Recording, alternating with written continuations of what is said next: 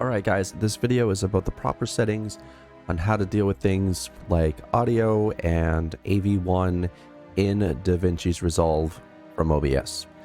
Now, to do this, we're going to be using my OBS while we're recording because, well, you know, I am kind of needing to get this done. So, here we go. So, in your settings, you'll notice you have an output, and most of the time, this will just be 1. Change this to advanced, go to your recording, and actually we're probably going to need to open up another OBS to get this done. I just realized that because this one does not want to play well. Alright, there we go. So again, output, change this from simple to advanced, head into recording. The one thing universally that Davinci's Resolve understands is PCM audio, okay? So if I head into audio, linear PCMs right there. So that makes it so that we can, you know, have really high grade audio that sounds really good.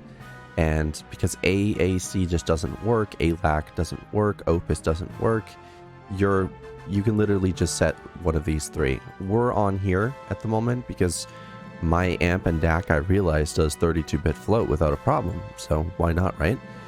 And also AV1 on NVIDIA. The only way that you can get this is by compiling OBS Studio Git version. And because those features haven't been released in a main build, but that will probably be coming in OBS 31. So I'm looking forward to that. And if it doesn't get released in there, I'm going to be super pissed. Like, really angry. No, I'm not. I don't really put anything towards it. Now, for me, I tend to overdo it. 25k bitrate for 1440p, slowest best quality, because it really does not affect much. Okay? And, you know, audio track 1 and 2, you can add more tracks and add certain things to those tracks. I'm not really sure how, you know, but you can do it, like through a virtual input through Linux. I'm not going to go through setting that up. But audio, I have it set to 320. That way we have the best, you know, audio available that OBS can do. But there is a way to do lossless. I'm about to get really, really advanced on you, okay? See how it says standard? We can set this to custom, but this takes away your ability to pause during a video. So if I go to default format, we just zip through. We want Muskoka, and it's right there. Or Mustroka, I don't know. It's MKV. I'm just going to call it MKV. We're going to set this back to 25k bitrate. Keyframes, we're going to leave it as it is. Video encoder. Here's the cool part. Look what's in here. It's AV1. Audio bitrate. We can literally set the audio bitrate now. So if I wanted to, I could set this to 6,000. Oh, it's not going to let me go 6,000. All right, well, let's try it this way. Yeah, it won't let me set it 6,000, but it lets me set it 6,000. Tell me if that makes any sense. Oh, 4,906. Okay, and then we select that one in the audio encoder. We can go for PCM audio LE, not BE. If you have a BE, that's good. I have an LE. So there's 32, and we're going to go for 24 here now. So this is pretty much the exact same settings, okay, which is really useful.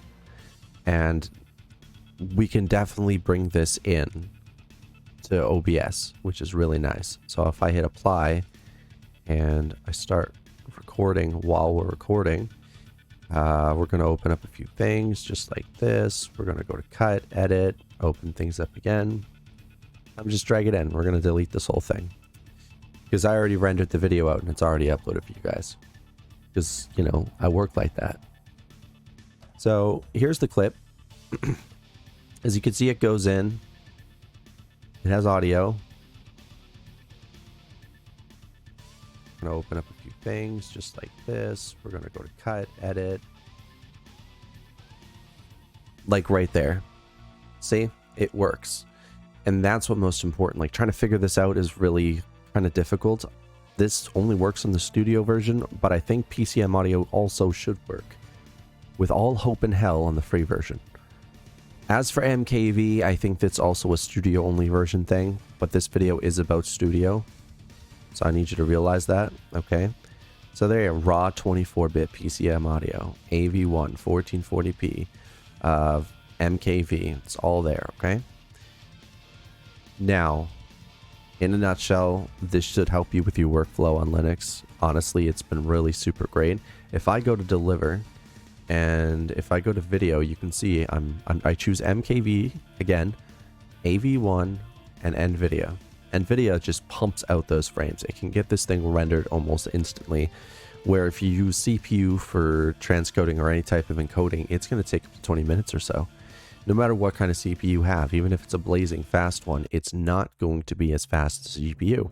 And these days, when it comes to NVENC and CUDA, the GPU puts out just as good quality as it did with CPU back in the day. So don't waste your time using the CPU to render things out. Use the GPU. It's just faster calculations. Another thing is I have this set to custom for 1440p, because that way I can, if you're having it set to 1080p, it's going to have to downsample that from your 1440p footage, and that takes extra time. But if you're literally putting 1440p to 1440p, there's no downgrade in time. Anyway, I hope this helps. If it did, let me know. Don't forget to subscribe, to like this video, to share it if you have another person use Davinci's Resolve on Linux, and I will see you guys next time. Bye, everybody.